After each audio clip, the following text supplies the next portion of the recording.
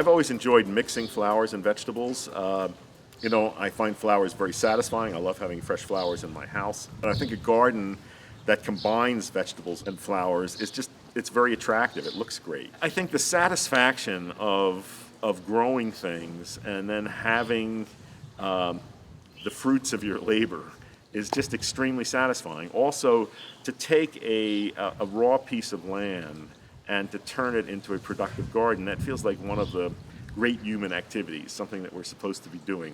We're helping nature along to complete itself. In Tucson in the winter, I'm often working, so the time I spend here is not that great, except in the fall when I get the soil ready and plant crops. In British Columbia, gardening is really a major activity for me, and I may spend 4 hours a day in the garden there, and that's just very satisfying work. I always grow certain staples, broccoli, cauliflower, peas, beans, lettuce, tomatoes, onions, garlic, herbs, but I love trying new things, so I'll try one or two new crops, new varieties each season, and often they fail, don't work. You learn by that. Sometimes I find things that are great.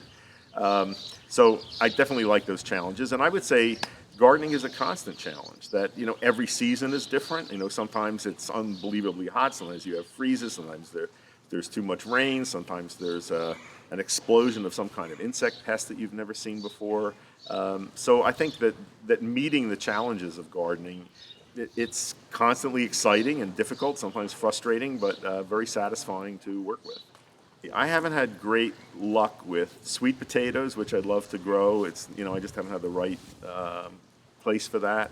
Watermelons I have not really succeeded with, and that's something I'd love to master. Wasabi was a big challenge. I didn't even know it was possible to grow it, but I had a friend in British Columbia who had a wasabi farm. In Japan, wasabi is cultivated in running mountain streams and water, but there is a soil cultivation method.